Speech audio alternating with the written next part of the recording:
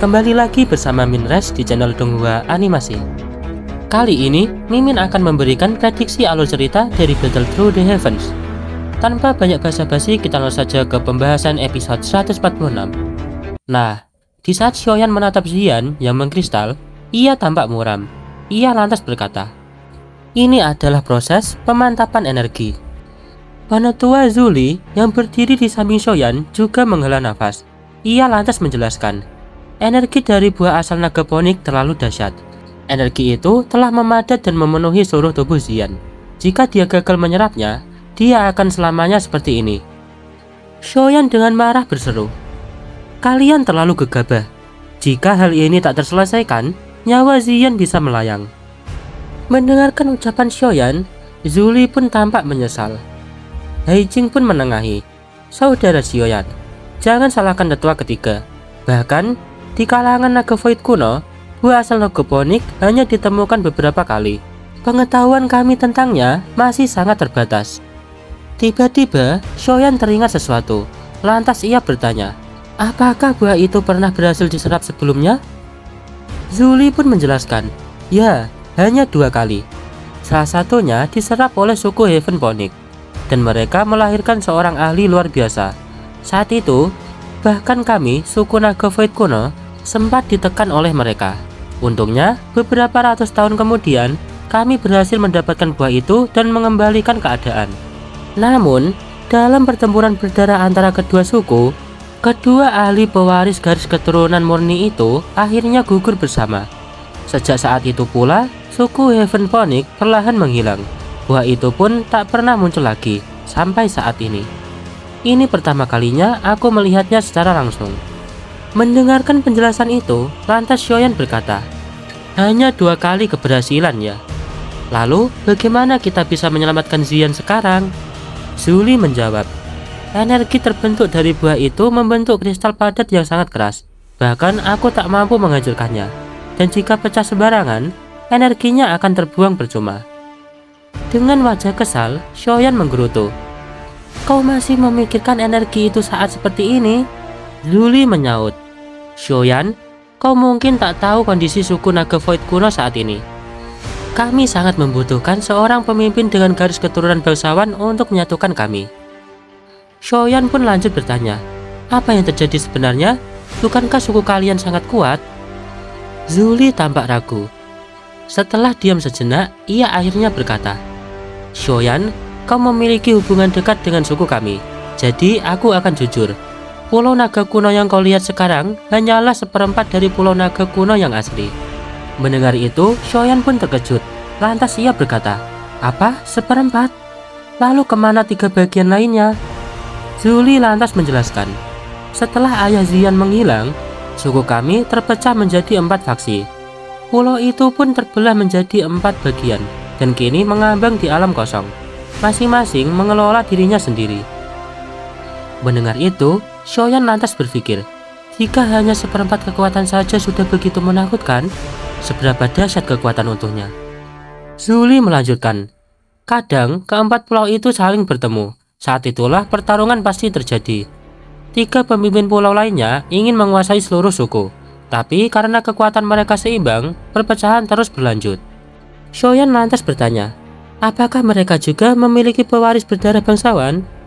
Zuli menjawab, "Hampir tidak. Garis keturunan mereka tidak semurni milik Ziyan. Itulah mengapa kami begitu ingin Ziyan menyerap buah itu, agar ia cepat tumbuh dan bisa menyatukan keempat pulau saat waktunya tiba." Mendengar itu, Xiaoyan pun akhirnya mengerti. Dengan tatapan serius, Zuli lantas berkata, "Aku harap kau menjaga rahasia ini, Xiaoyan. Jika tersebar, pihak-pihak yang berseteru dengan kami mungkin akan ikut campur." Xiaoyan dengan tegas pun berkata, "Tenang saja penetua, aku tak akan membocorkannya." Lalu, ia menoleh ke altar dan berkata, "Kalau penetua memanggilku ke sini, pastilah karena kalian percaya aku bisa membantu Ziyan, kan? Apakah maksud kalian adalah api surgawi?" Mendengar ucapan Xiaoyan itu, Zuli pun tersenyum, lantas berkata, "Kau memang pantas jadi keturunan Xiao Xuan. Lapisan kristal energi dari buah itu hanya bisa dilelehkan dengan api surgawi yang sangat kuat. Bahkan aku tak mampu memecahkannya. tapi kau memiliki beberapa jenis api surgawi yang bisa digabung. Jika digabungkan, kekuatannya setara dengan api surgawi peringkat ke-6 atau ke-7. Itu mungkin akan cukup. Aku tahu ada beberapa ahli lain di Central Branch yang juga punya api surgawi, tapi hanya kau yang kami percaya. Karena itulah kami menyuruh Haijing untuk segera memanggilmu ke sini. Shoyan pun mengangguk. Ia berpikir sejenak, lantas ia menjawab, jika hanya butuh api surgawi di peringkat 10 besar, itu bukan masalah. Api 3000 pembakaran milikku saja sudah memenuhi syarat. Segera, Zuli dengan hormat pun berkata kepada Shoyan, masalah ini menyangkut masa depan naga Void kuno. Karena itu, aku mohon bantuanmu. Atas permintaan itu, Shoyan dengan percaya diri pun menjawab, tenang penatua, Zian adalah temanku. Aku akan melakukan yang terbaik untuk menyelamatkannya. Katakan saja apa yang harus kulakukan dan kapan. Atas jawaban Shoyan, Zuli pun tersenyum lega. Lantas ia berkata, jika Xiao Xuan tahu bahwa klan Xiao masih memiliki keturunan sehebat ini, mungkin ia bisa tertawa di dunia bawah. Lantas, Shoyan menatap Zian yang terbaring di atas altar dan berbisik pelan, Zian, tenanglah, aku pasti akan menyelamatkanmu. 3 hari berikutnya, Zuli pun kembali menemui Shoyan. Lantas ia berkata, Shoyan, ikutlah denganku. Shoyan pun segera mengikutinya. Zuli lantas menjelaskan beberapa hal. Lantas ia mengeluarkan sebuah botol giok dan menyerahkannya kepada Shoyan. Lantas ia berkata, di dalamnya ada 5 tetes darah esensi naga kuno yang telah kusaring sendiri. Energinya sangat besar. Ia tak hanya memulihkan doji secara instan, tapi juga meredam pembuluh darah dan tulang. Gunakan 1 tetes bila dojimu tak lagi mampu menopang prosesnya. Shoyan pun segera menerima botol itu. Lantas, Shoyan pun berkata, karena ini menyangkut hal besar, aku tak bisa bersikap rendah hati. Meski darah ini sangat berharga, aku akan menerimanya untuk sementara. Mendengar itu, dengan nada serius, Zuli pun berkata, segalanya sekarang bergantung padamu. Sesaat setelah itu, Shoyan pun segera memulai prosesnya. Api berkumpul di bawah kendali sempurna Shoyan. Dalam waktu yang singkat, seekor naga api pun terbentuk. Naga api itu meraung, membuat seluruh kuali bergetar. Shoyan pun mengubah segel tangannya dan mengeluarkan teriakan pelan, saring. Naga api itu pun langsung melesat ke arah Zian. Namun, sebelum menyentuhnya, ia berputar dan melingkupi tubuhnya, melindunginya dalam lilitan panas. Naga api meringkuk erat. Pilar-pilar api panas menyembur dari mulutnya, mengitari tubuh Zian. Kristal naga ponik di tubuh Zian mulai memancarkan cahaya, seperti permukaan cair yang mengalir dan mengandung energi menakutkan. Namun kristal itu belum menunjukkan tanda-tanda melebur. Pada proses itu, di sekitar pegunungan tampak panas dan kering. Di sisi Zuli, ia memperhatikan proses itu dengan tatapan yang sangat serius. Sesaat kemudian, sebuah suara tua terdengar dari belakang. Zuli, menurutmu dia bisa memperbaiki kristal naga ponik? Zuli pun menoleh dan menjawab, dia pernah menjadi juara pil gathering. Meskipun masih muda, ia jauh lebih matang dari usianya. 2 hari ini aku mengamati. Dia tak lengah sedikit pun dan tetap fokus. Mendengar itu, tetua itu pun lantas berkata, kau tahu kan betapa pentingnya Zian bagi Pulau Naga Timur? Zuli lantas berkata, tak perlu khawatir berlebihan, Elder Gio. Meski Shoyan bukan satu-satunya di dunia ini yang memiliki api surgawi peringkat 10 besar, kita ini tidak dalam posisi untuk mengundang seseorang lain membantu. Lagi pula, sebelum Zian pingsan, dia sendiri meminta Shoyan. Itu artinya dia mempercayainya sepenuhnya. Gio pun mengangguk dan berkata, Zian satu-satunya pewaris garis keturunan kerajaan yang tersisa. Jika sesuatu terjadi padanya, naga Void kuno tak akan pernah bersatu lagi. Di sisi lain, tetua pertama dan kedua masih dalam retreat. Tanpa mereka, Pulau Naga Timur tak punya kekuatan cukup melawan 3 pulau lainnya. Zuli pun segera berkata pelan, kita harus tetap waspada. Jika 3 pulau lainnya mendengar kabar ini, mereka pasti akan mengirim orang untuk menyelidiki. Mereka tidak akan membiarkan garis keturunan kerajaan bangkit. Setelah percakapan itu, Gio menatap Shoyan sejenak sebelum ia pergi. Dan di sisi Zuli, ia memandang Shoyan dan bergumam, Shoyan, masa depan suku naga Void kuno kini ada di pundakmu.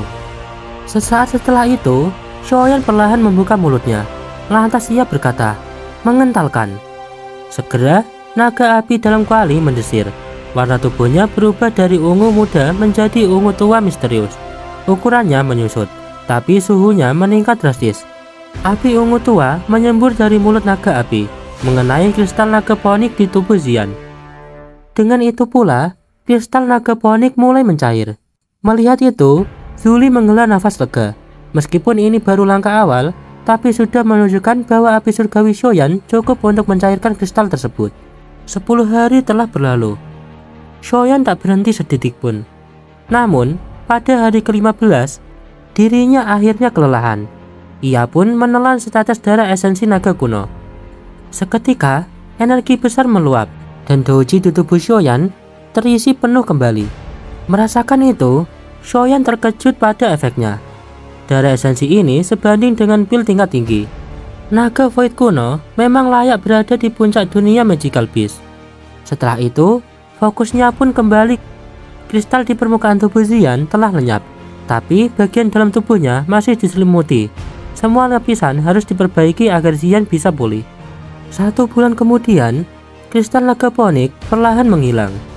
Namun tiba-tiba, suara teriakan marah menggema di langit. Zuli berteriak, "Xiao, kalian sungguh berani." Segera, beberapa sosok muncul. Zuli lantas berkata, "Itu orang-orang dari Pulau Naga Barat dan Pulau Naga Selatan." Di sisi Qiao, ia lantas berteriak marah, "Xiao, kau benar-benar berani membawa pasukan ke Pulau Naga Timurku. Sungguh tindakan yang gegabah." Segera, seorang pria besar beralis tebal, ia berkata, "Qiao, jangan melupakan amarahmu padaku. Aku hanya menjalankan perintah untuk membawa seseorang yang memiliki garis keturunan bangsawan kembali ke Pulau Naga Barat." Qiao pun segera membalas, "Ya benar saja, Raja Naga Barat ingin memenjarakan keturunan bangsawan itu, bukan? Hanya cabang dari garis keturunan utama, tapi berani menyebut dirinya Raja Naga. Apa dia tak takut mati?" Mendengar balasan itu, Xiao menjawab, "Suku naga kuno telah terbagi menjadi 4. Apapun alasannya, Raja Naga Barat masih memiliki darah bangsawan. Kekuatan pengaruhnya jauh melebihi kalian yang hanya keturunan biasa. Bahkan, dari ke-4 pulau, Pulau Naga Timur yang tidak dipimpin oleh keturunan bangsawan, keberadaan kalian tak akan diakui." Percakapan pun terus berlangsung. Setelah percakapan itu usai, mereka pun segera menyerang untuk merebut Xian. Menghadapi itu, Zuli pun berteriak, "Hentikan mereka!" Segera, bentrokan atas keduanya pun berlangsung. Di tengah-tengah bentrokan itu, Zuli berkata, "Hei Jing, lindungi Xiaoyan, aku akan menangani mereka." Segera, Hei Jing pun mengikuti perintahnya. Sesaat kemudian, Man Yan muncul di hadapan Zuli. Lantas ia berkata, "Zuli, aku lawanmu kali ini." Segera, pertempuran antara keduanya pun berlangsung.